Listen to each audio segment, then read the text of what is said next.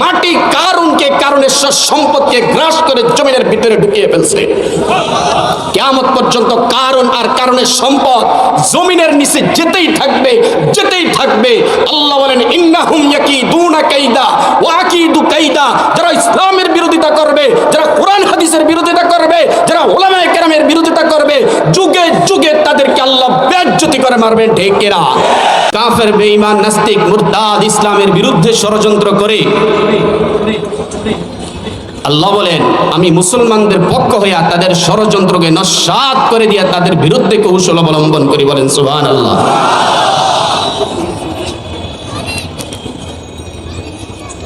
যারা মুসলমানদের বিরুদ্ধে ষড়যন্ত্র করবে, যারা ইসলামের বিরুদ্ধে ষড়যন্ত্র করবে, যারা উলামায়ে কেরামের বিরুদ্ধে ষড়যন্ত্র করবে, আল্লাহ পাক রব্বুল আলামিন তাদেরকে ধ্বংস করে দিবেন। ঠিক কিনা? বদরের যুদ্ধে আল্লাহ পাক রব্বুল আলামিন রাহমাতুল লিল আলামিনের উপর নুসরত করেছিলেন। প্রসিদ্ধ ঘটনা।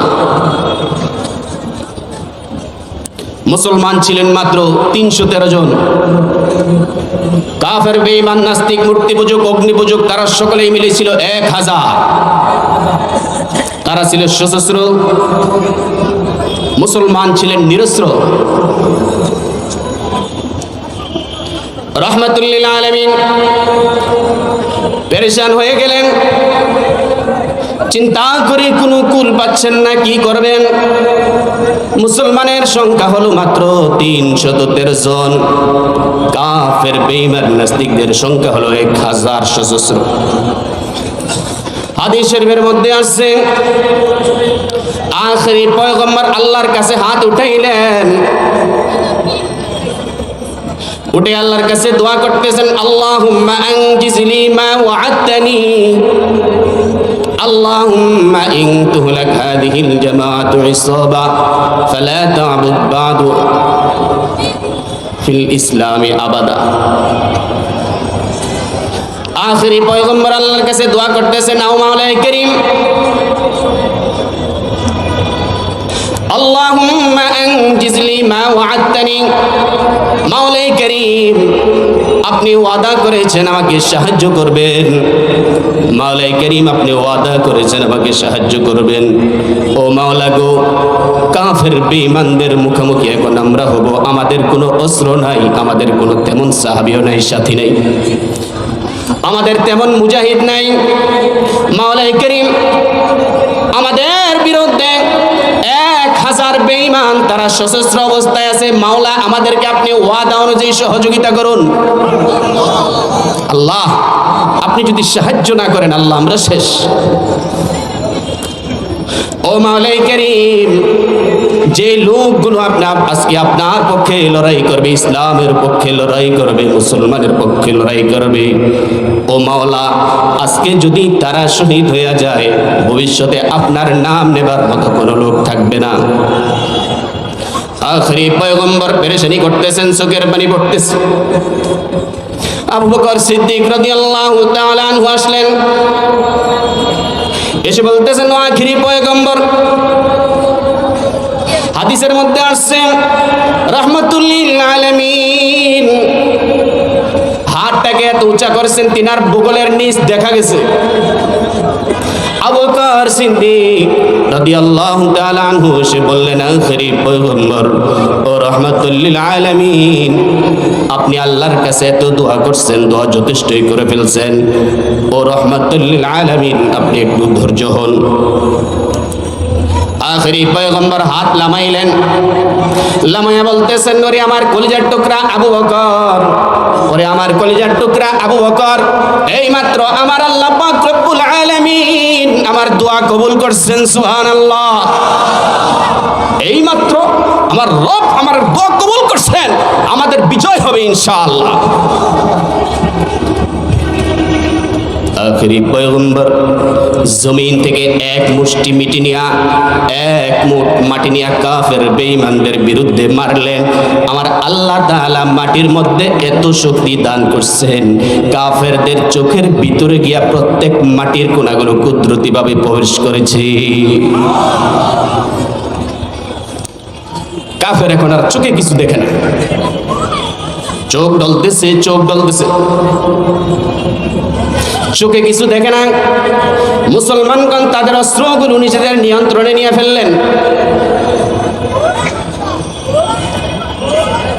এই যে আখেরি পয়গম্বর, দুনিয়া দৃষ্টিতে দেখা গেছে জমিন থেকে মাটি নিয়ে কাফেরদের বিরুদ্ধে মারছে। আমার আল্লাহ বলে ও আখেরি পয়গম্বর, এই জমিন থেকে যদিও দেখতে দেখা গেছে যে মাটিগুলো আপনি মারছেন, ও আখেরি পয়গম্বর, যদিও মানুষ দেখছে জমিন থেকে এই মাটিগুলো কাফের বেঈমানদের বিরুদ্ধে আপনি নিক্ষেপ করেছেন, বাস্তবিক পক্ষে এই মাটিগুলো আপনি নিক্ষেপ করেন নাই, এই মাটিগুলো নিক্ষেপ করেছি আমি আল্লাহ। ওয়ামা রামাইতা ইয রামাইতা ওয়ালাকিন্নাল্লাহ রামা। রব্বে করিম বলেন, হে আখেরি পয়গম্বর, হে মুসলমান শুনে রাখো, হে উলামায়ে কেরাম শুনে রাখো, তোমরা আন্দোলন চালাও, সহযোগিতা করো, আমি আল্লাহ। আল্লাহ আছেন না নাই? যুদ্ধ আরম্ভ হয়ে গেল। মাত্র 313 জন সাহাবী যুদ্ধ চালাইতেছেন। আবু জেহেলের মতো বড় বড় 70 জন কাফেরদের সর্দার ওই যুদ্ধের মধ্যে তারা কতল হয়ে গেল। বড় বড় 70 জন লিডার, তাদেরকে হত্যা করা হলো। হত্যা করছে কে? আল্লাহ। فلم تقتلوهم ولكن الله قتلهم وما رميت إذ رميت ولكن الله رمى। আল্লাহ পাক রব্বুল আলামিন বলেন, হে আখেরি পয়গম্বর, কাফেরদের বিরুদ্ধে তাদেরকে হত্যা আপনি করেন নাই, তাদেরকে হত্যা করেছি স্বয়ং আমি আল্লাহ। আল্লাহই কথাটা বলতেছেন, ইন্নাহুম ইয়াকিদুনা কাইদান ওয়া আকিদু কাইদা ফামাহহিলিল কাফিরিনা আমহিলহুম রুয়াইদা। হে কাফের, বেঈমান, নাস্তিক, মুরতাদেরা, তোমরা জেনে রাখো, ইসলামের বিরুদ্ধে, উলামায়ে কেরামের বিরুদ্ধে, মসজিদের বিরুদ্ধে, মাদ্রাসার বিরুদ্ধে তোমরা যদি চক্রান্ত করো, আমার আল্লাহ উলামায়ে কেরামের পক্ষ হয়ে তোমাদেরকে নস্যাৎ করে দিবেন। এক দুর্বল লোক বহু কষ্ট করে এক পেহলোয়ানের সাথে পাঞ্জা লড়ে সে ওই পেহলোয়ানকে নিচে ফেলে দিয়েছে।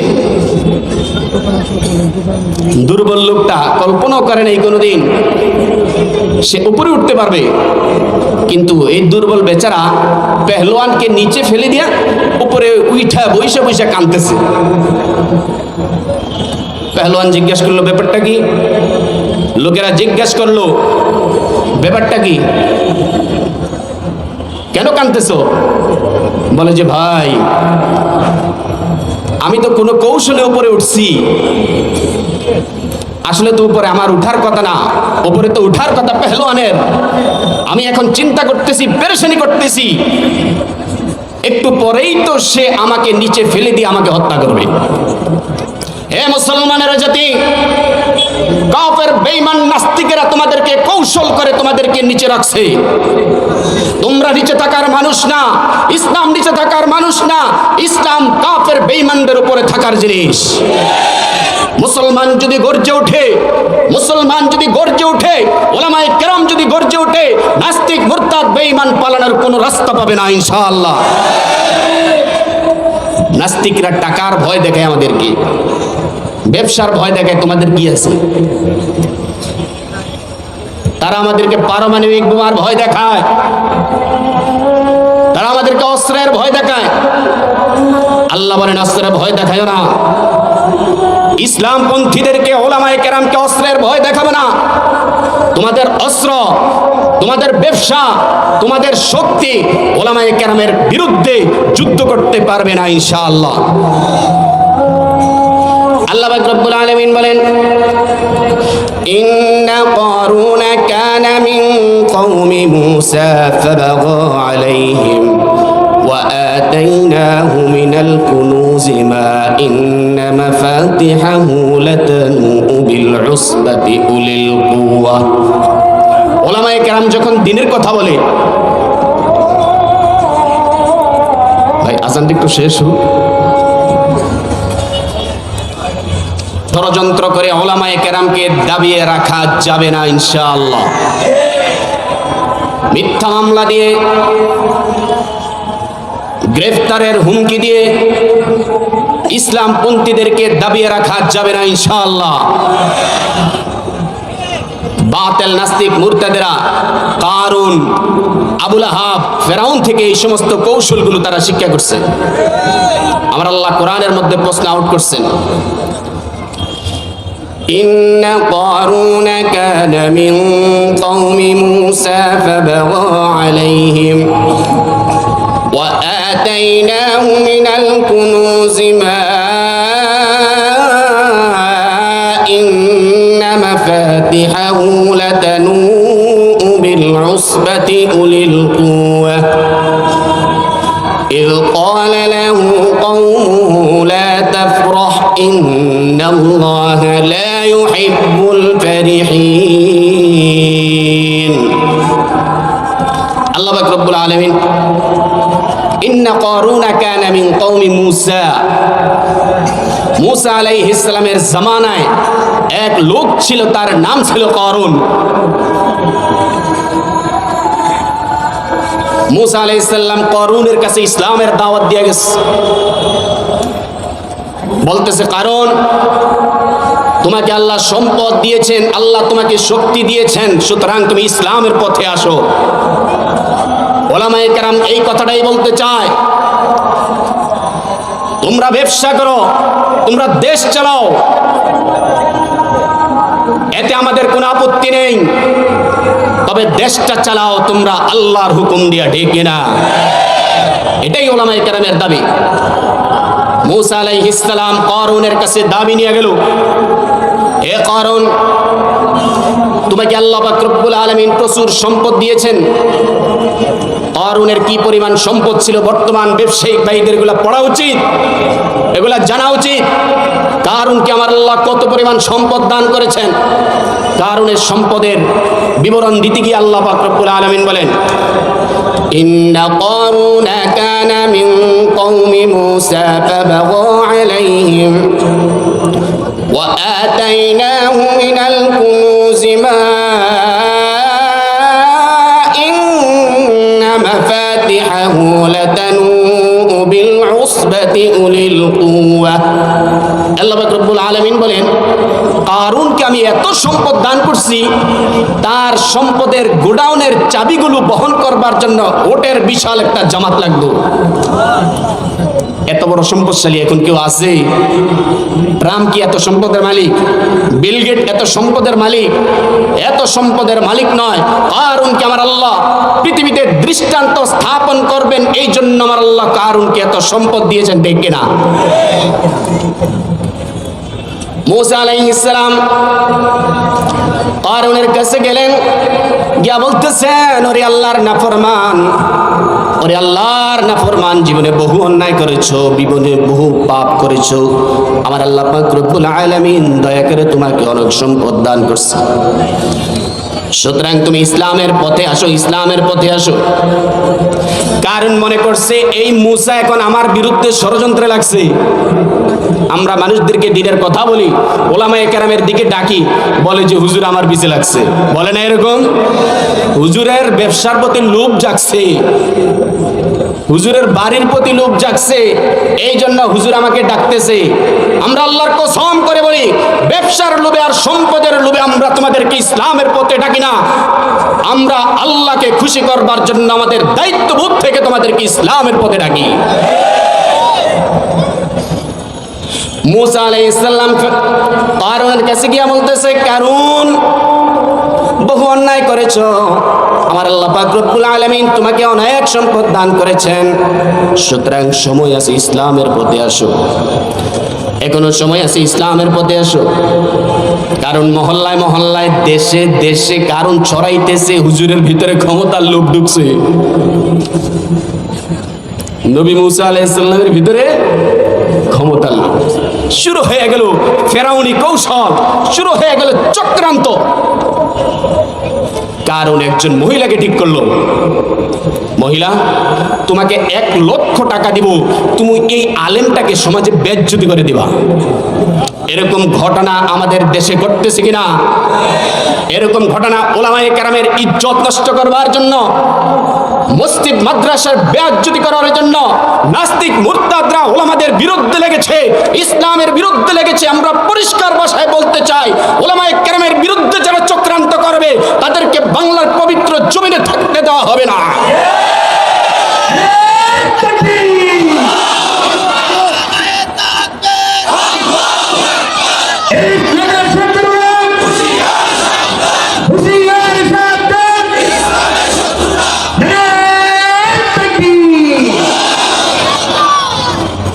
উলামায়ে কেরামের বিরুদ্ধে যদি চক্রান্ত করতে চাও, পাশের দেশে গিয়া করো। এই দেশ স্বাধীন করেছে মুসলমান, সংখ্যাগরিষ্ঠ মুসলমান। এই দেশের মধ্যে মসজিদ থাকবে, এই দেশের মধ্যে উলামায়ে কেরাম থাকবে, এই দেশের মধ্যে অন্য ধর্মাবলম্বী থাকবে, তবে আল্লাহর শত্রু নাস্তিক মুরতাদ আলেমদের শত্রু এই দেশে থাকতে দেওয়া হবে না। কারণ ষড়যন্ত্র আরম্ভ করলো, এক মহিলাকে ঠিক করলো, মহিলা নবী মুসার বিরুদ্ধে তোমাকে একটু অপবাদ দিতে হবে, তার বিনিময় তোমাকে 1,00,000 টাকা দেওয়া হবে। মহিলা রাজি হয়ে গেল, লোভে পড়ছে। এই ঘটনাগুলো উলামায়ে কেরামের জানা থাকা দরকার, ইসলামপন্থীদের জানা থাকা দরকার। সমাজের মধ্যে একদল লোক বের হয়েছে খালি আলেম ওলামাদের দুশ্মনী করে আর বদনাম ছড়ায়, বললেই বিশ্বাস করবেন না। কারুনের মতো টাকা খাইয়ে একদল লোক উলামায়ে কেরামের বিরুদ্ধে লেগেছে, ঠিক কিনা? বলে 1,00,000 টাকা দিব, নবী মুসা আলাইহিস সালামকে সমাজের মধ্যে, দেশের মধ্যে একটু বেজ্জতি করে দিবা। কারণ নবী মুসার ক্ষমতার লোভ ঢুকছে, টাকার লোভ ঢুকছে, ইসলামের ব্যবসার লোভ ঢুকছে। আমার এত টাকা, আমার এত সম্পদ, আমার গোডাউনের চাবিগুলো বহন করবার জন্য বিশাল উটের জামাত লাগে, এই জন্য নবী মুসার ভিতরে লোভ ঢুকছে আমার সম্পদের। মহিলা গিয়া বল, মুসা আলাইহিস সালামকে আল্লাহ পাক রব্বুল আলামিন এত বাক শক্তি দান করছেন। মুসা আলাইহিস সালাম তিনার চেহারার মধ্যে আল্লাহ পাক রব্বুল আলামিন এত রূপ দান করছেন, এত মহব্বত ঢেলে দিয়েছেন।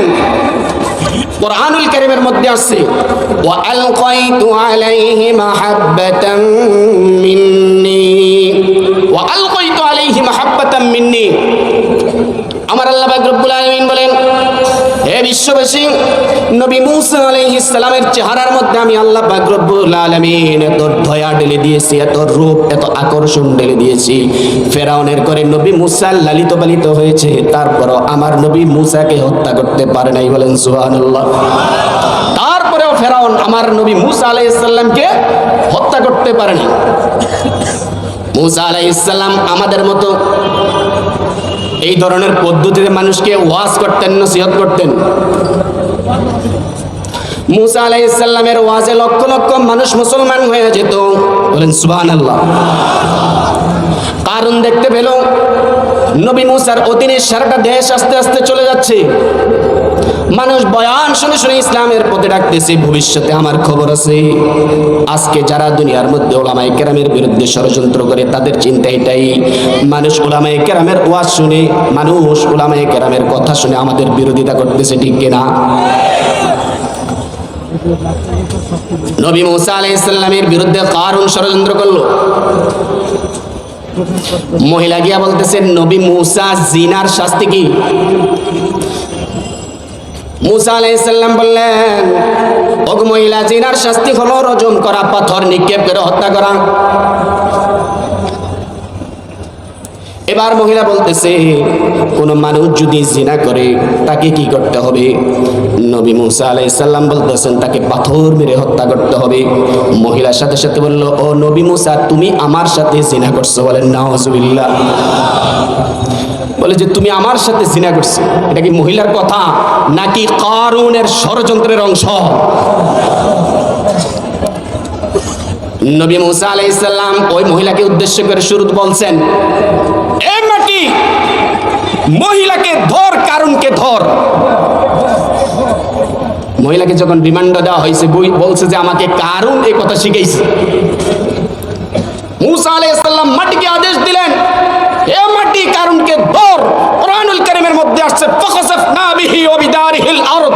ওই মাটি কারুনকে, কারুনের সম্পদকে গ্রাস করে জমিনের ভিতরে ঢুকিয়ে ফেলছে। কিয়ামত পর্যন্ত কারুন আর কারুনের সম্পদ জমিনের নিচে যেতেই থাকবে, যেতেই থাকবে। আল্লাহ বলেন, ইন্নাহুম ইয়াকিদুনা কাইদা ওয়া আকিদু কাইদা। যারা ইসলামের বিরোধিতা করবে, যারা কোরআন হাদিসের বিরোধিতা করবে, যারা উলামায়ে কেরামের বিরোধিতা করবে, যুগে যুগে তাদেরকে আল্লাহ বেইজ্জতি করে মারবেন। ঠিক কিনা?